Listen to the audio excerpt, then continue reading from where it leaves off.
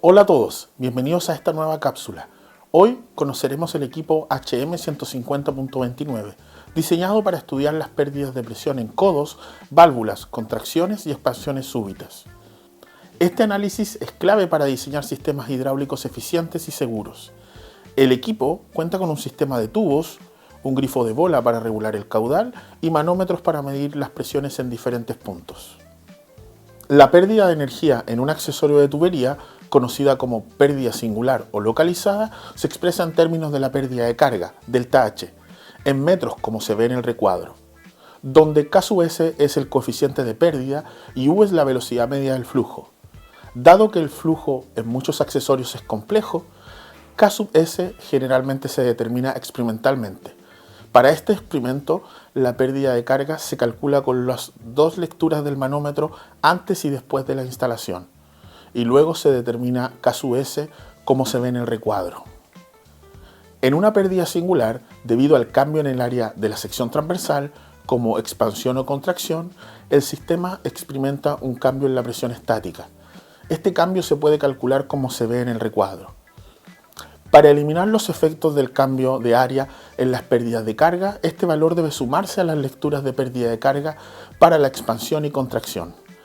Es muy importante destacar que por estos efectos la pérdida delta H será negativa para la expansión, pero esto no significa que se gane energía, sino que el valor obtenido para la pérdida de carga es negativo debido a la forma en la que se organizó la ecuación, donde se calculó el cambio de energía entre los dos puntos. Sin embargo, este valor negativo representa una disminución de energía total en el sistema, es decir, una pérdida real. Para efectos de ingeniería, el módulo del valor es considerado como la magnitud de la pérdida. En el experimento de la válvula de bola, la diferencia de presión antes y después de la válvula se mide con un manómetro. Esta diferencia se convierte en una pérdida de carga equivalente usando la ecuación que se ve en el recuadro. Partes del equipo. 1. Conexión de manguera para la salida de agua. 2.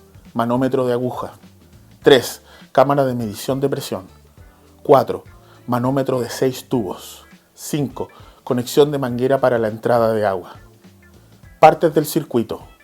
A. Escuadra de 90 grados. B. Contracción súbita. C. Expansión súbita. D. Ángulo de 90 grados. E. Codo de 90 grados estrecho. F. Codo de 90 grados ancho. G. Válvula de bola. Y desde el 1 hasta el 11 corresponden a los tabuladores de presión. Manómetro de 6 tubos. El sistema cuenta con 6 tubos de vidrio con escala en milímetros y un rango de medición de 30 milímetros de columna de agua, equivalente a unos 30 milibares. Los tubos están conectados entre sí en la parte superior y comparten válvulas de purga y ventilación. Con las válvulas cerradas se mide la presión diferencial, con la purga abierta la presión relativa al ambiente. Las conexiones se realizan fácilmente mediante acoplamientos rápidos en la base de los tubos. Manómetro de aguja. Funciona con un tubo elástico en forma de círculo y sección ovalada. Cuando la presión actúa, el tubo tiende a volverse más circular, generando tensiones que hacen moverse su extremo libre. Este movimiento se transforma en un giro, moviendo la aguja que indica la presión en la escala. Presión relativa. La medición de presión relativa se realiza con la válvula de ventilación abierta y la de purga cerrada. En este caso, la presión corresponde a la presión atmosférica. Además, se debe considerar la altura H sub m en las tubuladoras de medición y el punto cero de la escala del manómetro, como se observa en la ecuación del recuadro. Este método de medición se usa solo para las presiones bajas y únicamente en las tubuladoras 1, 2, 3, 10 y 11. Las demás tubuladoras están por encima del punto cero del manómetro, por lo que registran un valor negativo de H sub m. Por ende, para los cálculos, la mejor manera será utilizar para la medición correcta el manómetro de aguja. Pérdidas de presión dinámicas y singulares. Elementos como codos, ramificaciones, cambios de sección, válvulas y tapas generan pérdidas de presión adicionales, además de las pérdidas por fricción en las paredes de la tubería. Cuando hay cambios en la sección transversal y en la velocidad del flujo, la pérdida total de la presión también incluye parte de la presión dinámica, según Bernoulli. Si los niveles Z1 y Z2 son iguales, se puede medir la pérdida total de presión con la ecuación que se ve en el recuadro. Ajustando para el nivel de pérdida, se obtiene la pérdida de presión correspondiente como se ve en el recuadro. A diferencia de las pérdidas por fricción, las resistencias adicionales al flujo no suelen poder calcularse de forma exacta, por eso se usan coeficientes de resistencia K sub S, obtenidos de forma empírica, que permiten calcular fácilmente las pérdidas de presión adicionales.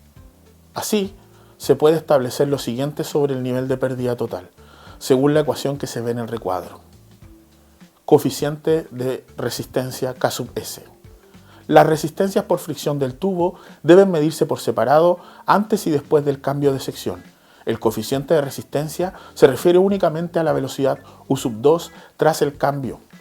Si las velocidades son iguales, no hay diferencias de presión dinámica y se aplica solo la fricción del tubo. Con el nivel de pérdida total y la fricción conocida, se puede calcular el coeficiente K sub S. Si no hay cambio de sección, es decir, D sub 1 sobre D sub 2 es igual a 1, la expresión se simplifica como se ve en la ecuación. Codos de tubo. En los codos de tubo, el coeficiente de resistencia depende del ángulo de desviación y de la relación entre el radio del codo y el diámetro del tubo. También influye la forma del codo. Para un codo de 90 grados, el siguiente diagrama aplica tanto a tubos lisos como rugosos. Codos y escuadras. Cuando el radio del codo es menor que el diámetro del tubo, se aplican aproximadamente los coeficientes de resistencia de las escuadras. Para este caso, utilizamos el dato de la escuadra de 90 grados de tubo liso, es decir, K sub S es igual a 1.13. Cambios de sección. En cuanto a las modificaciones de sección existentes en el sistema, para el cambio súbito de sección, el coeficiente de resistencia se puede deducir de la ecuación de Bernoulli y del teorema de la cantidad de movimiento. Contracción súbita. Aquí, A sub 0 es la sección estrangulada. Dado que normalmente no se conoce, en las contracciones súbitas se usa el coeficiente de resistencia del siguiente diagrama. En este apartado se presentan las simbologías, definiciones y constantes que se usarán para los cálculos en el experimento. Procedimiento del laboratorio. Se ajusta el flujo de la válvula de control del banco HM150 a un caudal determinado. Se toman lecturas del manómetro de aguja en cada tubuladora. Para determinar el caudal volumétrico, se realiza una recogida volumétrica cronometrada con el depósito volumétrico. Se mide el tiempo necesario para acumular un volumen conocido en el tanque y leído en la mirilla. Datos obtenidos en la medición. Los datos obtenidos se trabajarán de bar a kilopascales, metros columna de agua. Longitudes del circuito. Los largos entre cada tubuladora son los que se muestran a continuación, expresados en milímetros. El diámetro interno de la tubería es de 17 milímetros, mientras que en la contracción es de 9.2 milímetros. Velocidades. De acuerdo con el principio de conservación de la masa, la velocidad del fluido únicamente cambiará si existe una variación en la sección transversal de la tubería. Por lo tanto, la velocidad se mantendrá constante a lo largo de todo el tramo, salvo en las zonas donde se encuentre la contracción y la expansión súbita. En esas regiones específicas se definirán dos velocidades distintas, U sub 1 antes del cambio de sección y U sub 2 después del mismo. Coeficientes de pérdida Z sub S.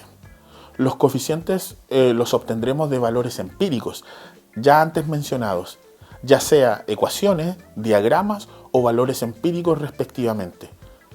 Cabe destacar que las tuberías son de PVC, por lo cual para la hidráulica estos se considerarán de tipo lisos. Pérdidas de cargas singulares teóricas. Una vez obtenidos los coeficientes de resistencia, se procede a realizar los cálculos de pérdidas de carga. Dado que las distancias de tubería entre tubuladoras son pequeñas, se despreciarán los efectos de fricción, ya que estos son mínimos en comparación con las pérdidas singulares.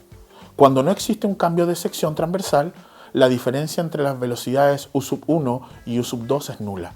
Por lo tanto, la ecuación de pérdida de carga queda únicamente dependiente del coeficiente de resistencia calculado. Se debe recordar que para la pérdida de la válvula solo se calcula como la diferencia de presiones en metros columna de agua. Pérdida experimental. Con la conocida ecuación de Bernoulli se puede calcular las pérdidas para las singularidades de manera simple, asumiendo el diferencial de z como 0 para solo obtener las pérdidas en las singularidades. Datos experimentales. En este caso, la ecuación depende en su mayoría en las presiones obtenidas de la medición manual. Por ende, existirá cierto porcentaje de error al medir la presión con el manómetro de aguja. Comparativamente, en este gráfico se observa la diferencia entre los datos teóricos versus los experimentales. De esto se puede concluir que si bien ciertas singularidades la diferencia es mínima, en otras sí que hay diferencias notables, específicamente en la expansión súbita. Esto puede deberse a errores en la medición. Nota adicional.